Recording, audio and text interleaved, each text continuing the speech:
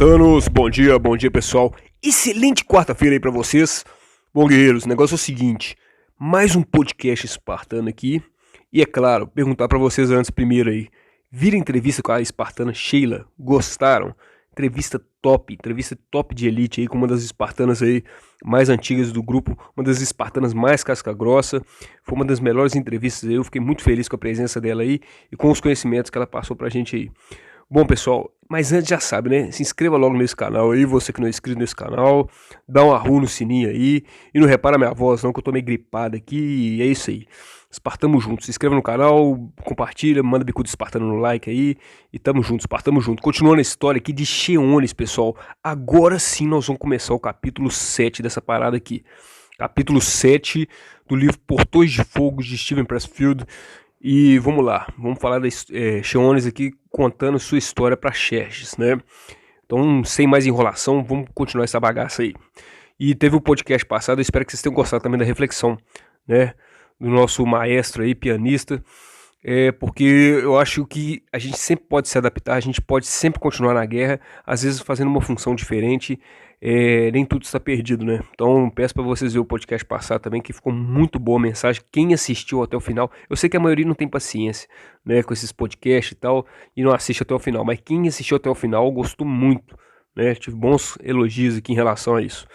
É isso aí, espartamos junto, vamos lá. Bom, aqui o Cheones está explicando a história dele aqui para Xerxes, né, pessoal?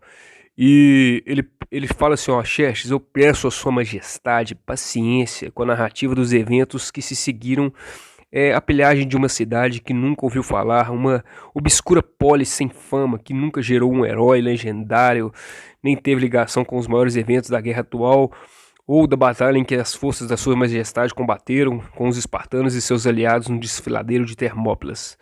Quer dizer, ele está explicando aqui, olha, eu vim de uma cidade que você não conhece, de um povo que você não conhece, de uma polis que você não conhece, de uma cultura que você não conhece, mas eu estou contando a minha história, eu estou contando o meu passado aqui, que isso aqui vai te ajudar a entender melhor, estou te dando detalhes, né, que isso vai te ajudar a entender melhor.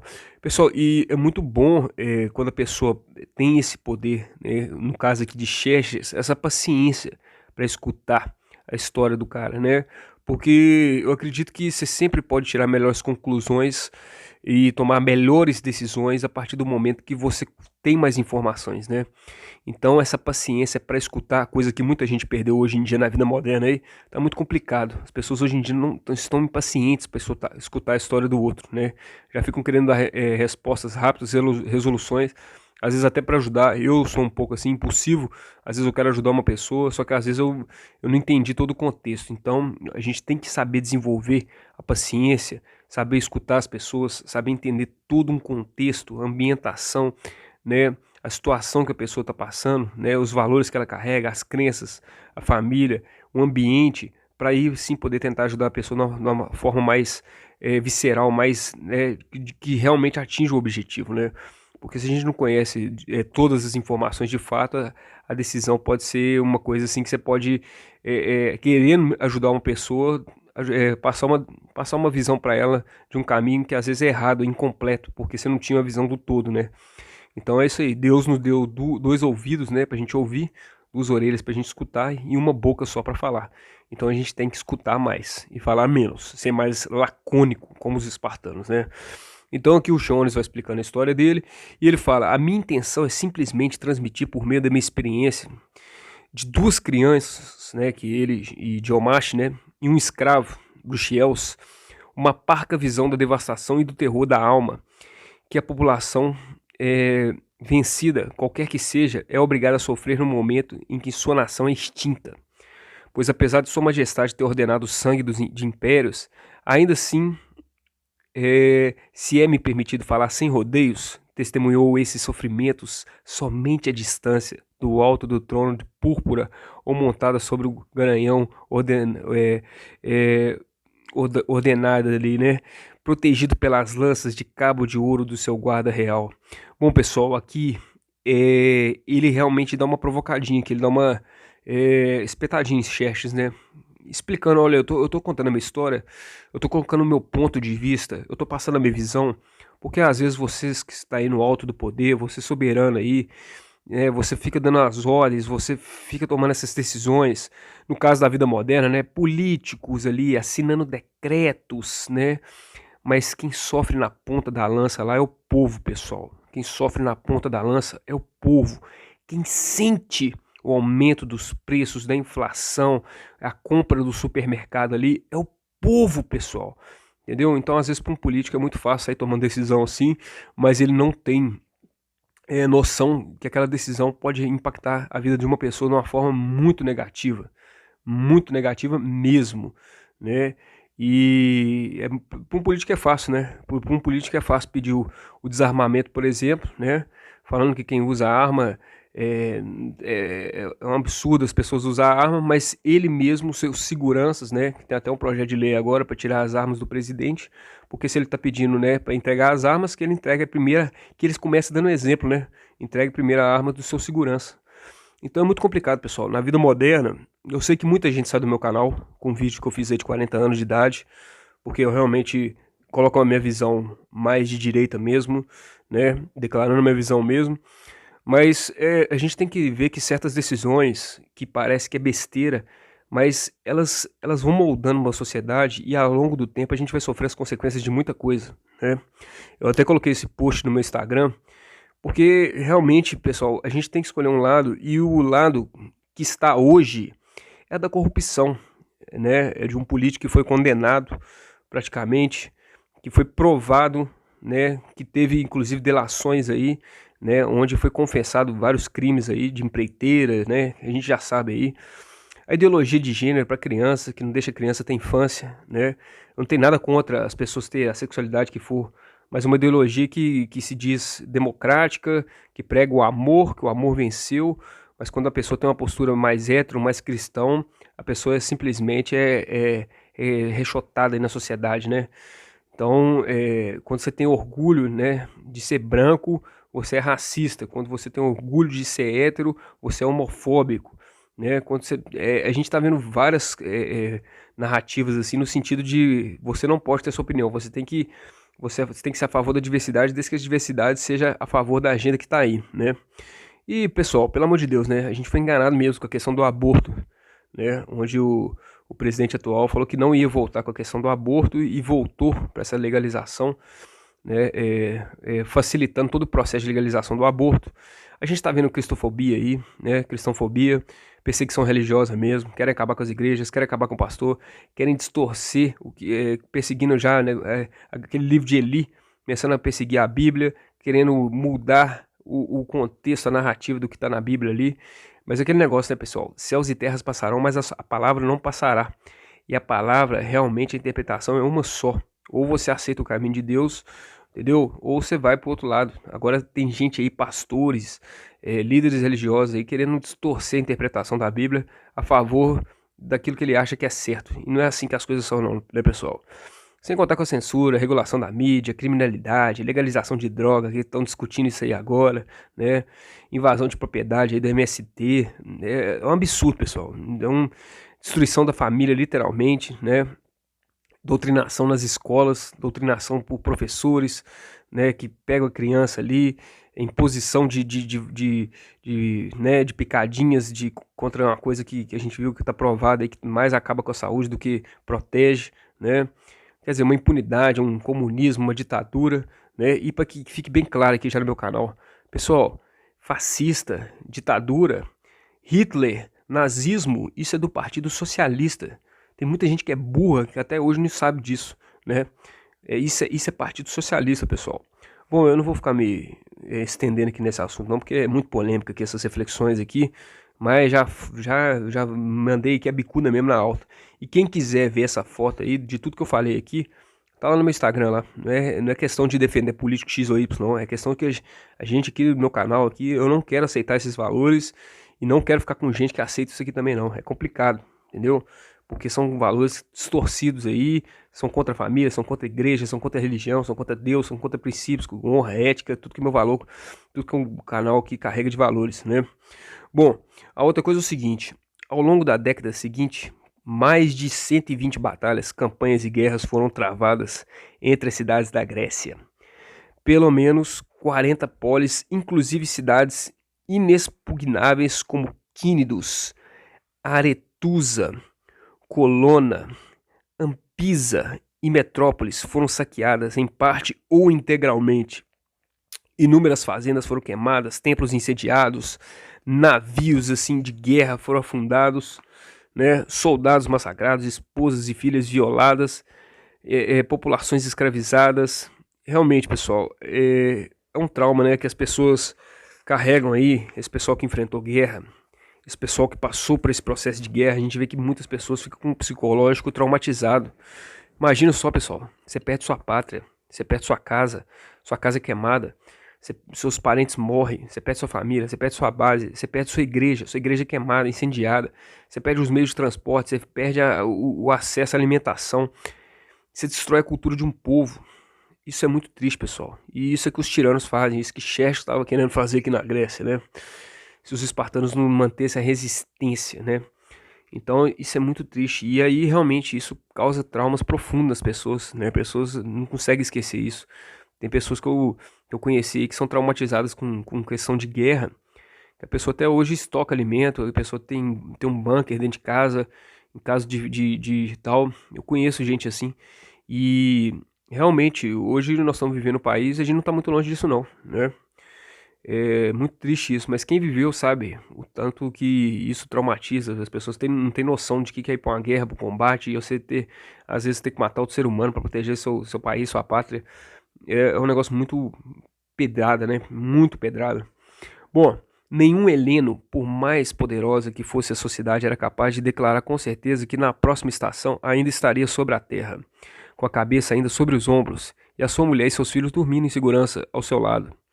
Este estado de coisas não era excepcional, nem melhor ou pior do que em qualquer outra época em 1000 anos, desde Aquiles, Heitor, Teseu, Heracles, até o nascimento dos próprios deuses, apenas negócios como os empore, os mercadores dizem, né? Bom, então a gente vê que realmente as pessoas não tinham paz, né, pessoal? Quando o seu país está em perigo de guerra, você não tem paz. Você não sabe você não sabe se o dia da manhã você vai ter sua família ainda, se seus filhos vão poder dormir em paz, se alguém vai invadir sua propriedade, né?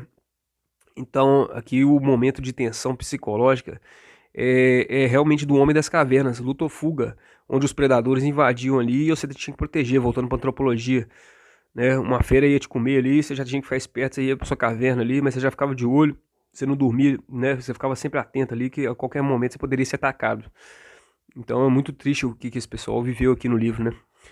Todo heleno sabia o que significava derrota na guerra, né? E isso realmente submetendo seu curso e sua consequência. Sabia que mais cedo ou mais tarde esse caldo amargo completaria seu circuito na mesa e, por fim, se assentaria em seu devido lugar. De repente, com a ascensão de sua majestade, Xerxes na Ásia, pareceu que o momento se adiantaria. O terror do saque se espalhou por toda a Grécia, quando chegaram as notícias de muitas bocas para serem desacreditadas da escala da mobilização, na mobilização de sua majestade no leste e a sua intenção de incendiar toda a Helade. Esse horror era tal modo penetrante que recebeu o nome de Phobos, o medo. Pessoal, quando um tirano invade, né? Imagina só, você saber que tem um tirano da China ou Maduro da Venezuela que está invadindo o seu país e que a partir de agora vai ser do jeito que eles querem. Imagina o desespero que isso dá na população. Imagina o desespero, o medo que as pessoas ficam, né? A ansiedade, né? A tristeza, o desespero, o horror, né? De saber que seu país está sendo invadido por um processo ditatorial comunista, né, que você vai para uma pobreza extrema. Recomendo aí vocês assistirem aí o documentário da Brasil Paralelo aí, né, Infiltrados, onde o pessoal foi para a Venezuela de forma infiltrada, né, e mostrou como é que tá a situação hoje na Venezuela, né, pessoal? Pobreza extrema, sem classe média, tem a classe alta que geralmente é o pessoal que está aliado com o governo, da patente do governo, trabalha junto com o governo, né, e tem o pessoal miserável, pobre, né, que realmente está sofrendo uma repreensão, um comunismo, uma ditadura e que fica recebendo migalhas de comida que o governo dá, né? Que fica dependendo disso para sobreviver. Então a situação na Venezuela está muito triste, pessoal. E é muito preocupante a gente saber que nosso presidente tem pacto com um cara sabe, que tá perseguido aí pelo mundo inteiro aí, que é um terrorista praticamente, um ditador, né? A gente realmente perde um pouco da nossa paz, a gente não dorme direito, né, em relação a esse tipo de coisa, né? Então, gera uma ansiedade, gera um gatilho de tal tempo ter alerta que não é fácil, né? Não é fácil mesmo. E aqui, ele colocando aqui, o Jones vai colocando para Xerxes aqui justamente isso, ó, Xerxes. É muito bom, né? Você vai fazendo suas campanhas aí, vai invadindo os países, mas deixa eu te falar um pouquinho de quem tá do outro lado aqui, como é que a gente se sente, né? Como é que o medo apavora as pessoas, não sabe se vai ter o que comer, né? Não sabe se vai ser escravizado, não sabe se vai ter as suas mulheres estupradas, né? Não sabe se vai ter que virar um escravo, ou vai morrer, ou vai ter seus bens e sua terra todos perdidos e roubados, saqueados. Então, assim, é muito triste isso aqui, né, pessoal? Um capítulo, assim, muito triste mesmo. Então, para finalizar, pessoal, ele vai falando assim, a gente tinha medo realmente de sua majestade, a gente tinha realmente pavor de Xerxes, da ira de Xerxes, filho de Dário, grande rei da Pérsia e da Média, rei dos reis e do imenso número de navios da guerra, que todos os gregos sabiam que em marcha, sob sua bandeira, poderia nos escravizar. Realmente, as pessoas comuns, as pessoas que não têm um treinamento mental, físico e psicológico que os espartanos tinham, elas realmente tinham medo, né? Diferente dos espartanos, né? E aí que é legal a gente ver esse ponto aqui do livro.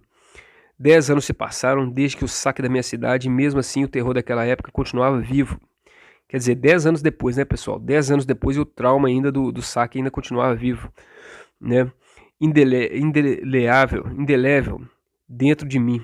Eu tinha agora 19 anos, mas os acontecimentos que serão relatados me separaram da minha prima de Bruxelas e me levaram conforme a minha vontade a Lacedemônia. A Esparta, na verdade, né, pessoal? Lacedemônia e Esparta é a mesma coisa. E ali, após certo tempo ao serviço do meu mestre de Ênix de Esparta, braço direito de Leônidas, nesse posto fui despachado, eu e um trio de outros escudeiros a serviço do meu senhor, e 3 enviados espartanos, Olímpios, Poliníax e Aristodemos, para a ilha de Rhodes, uma possessão do império de sua majestade. Bom, aqui ele já começou a dizer o seguinte, a história dele, ele ficou mais velho, ele se separou de Diomache, ele se separou de Bruxelas, e ele acabou pedindo asilo, ele pediu proteção em Esparta. É lógico que essa proteção não sairia de graça, ele virou um ilota, né, do espartano, de Ênix, braço direito de Leônidas, um dos mais respeitáveis dentro de Esparta, né, deu sorte nesse sentido. Ele foi amparado por ele, mas de certa forma ele foi escravizado também, né? Os espartanos também escravizavam, eu não passo pano para Esparta também não.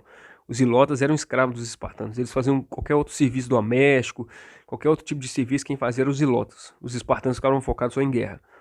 Mas aí ele se sentiu protegido, ele sentiu que ele estava no meio do exército e que realmente ele poderia ser protegido e que ele realmente poderia ter sua vingança perto dessa ditadura, perto dessa esmagação comunista aí que Xerxes estava, desse medo, desse terror que Xerxes estava espalhando aí pelas outras polis, né? Saqueando, estuprando, escravizando. Então ele sentia que ele estava dentro de um exército que poderia ali resistir, né? Um exército que poderia realmente salvá-lo e ele poderia aprender muito e ser um guerreiro muito mais forte, né? Claro, porque na vida é assim, quando a gente começa a conviver com a gente que é mais forte do que a gente, mais forte em todos os sentidos, financeiramente, mentalmente, intelectualmente, espiritualmente, a gente não tem outra saída a não ser evoluir, a gente é forçado a evoluir também. Isso aí não tem como, né? O Gabriel falou isso na entrevista dele, que eu achei muito legal, né? Se você anda com 3 idiotas, provavelmente você será o quarto. Se você anda com 3 milionários, provavelmente você vai ser o quarto também, né? Então isso é muito bacana, né, pessoal? E é isso, o povo foi escravizado, e aí ele fala que agora ele vai ter contato com os outros espartanos, e aqui nós vamos contar um pouco mais dessa história desses espartanos, Olímpicos, Polinix, um dos top de elite lá de Esparta, Aristodemos também, o próprio Diênix em si, e aí ele vai contar como é que foi o convívio com esses espartanos, porque Xerxes é justamente isso que Xerxes quer saber. Como é que foi o convívio com esses espartanos, o que ele aprendeu, o que a cultura desse povo traz, por que esse povo é tão guerreiro, por que esse povo é tão destemido, né? Então ele se sente amparado. Bom, pessoal, e aqui a gente fecha esse podcast aqui de hoje e fazendo uma reflexão para a vida moderna, do jeito que as coisas estão, sinceramente, tem horas que a gente é preferível a gente ser invadido por um outro povo aí, mas que tem disciplina, que tem ordem, que é resistente, que tem valores nobres, né, do que ficar tentando lutar aqui com um sistema de corrupto e ladrão, de bandido contra bandido, né? Então, às vezes, um sistema mais bruto aí, porque, na verdade, a gente começa a ficar sem saída, né? A gente começa a ficar sem saída.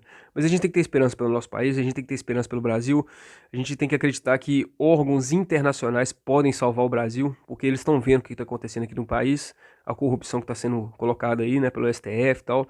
Eu falo mesmo, sem dó. E é isso, pessoal. Vamos continuar em frente, vamos continuar lutando, vamos continuar resistente e fiel aos nossos valores, fiel a tudo aquilo que a gente carrega, né? E falando, botando a cara mesmo, botando a boca no trombone mesmo, com medo de ser cancelado, com medo de ser bloqueado, censurado, e dispondo com várias pessoas, mas falando a verdade e passando bons princípios aí, aquilo que a gente acredita, né? Acho que isso que é importante. Bom, Espartano, se curtiram aí, manda bicudo Espartano no like, dá um arrumo no sininho, se inscreva no canal. Se não gostou, infelizmente eu não posso te agradar. Infelizmente eu não estou aqui com a intenção de ficar agradando o público, de ficar, porque eu quero falar bonitinho para agradar o máximo de audiência, não. Aqui é um público específico, foco específico, valores são específicos, ou o pessoal tá comigo ou não tá, entendeu? E é isso aí, Espartamo junto aí, excelente quarta-feira a todos aí. Arru!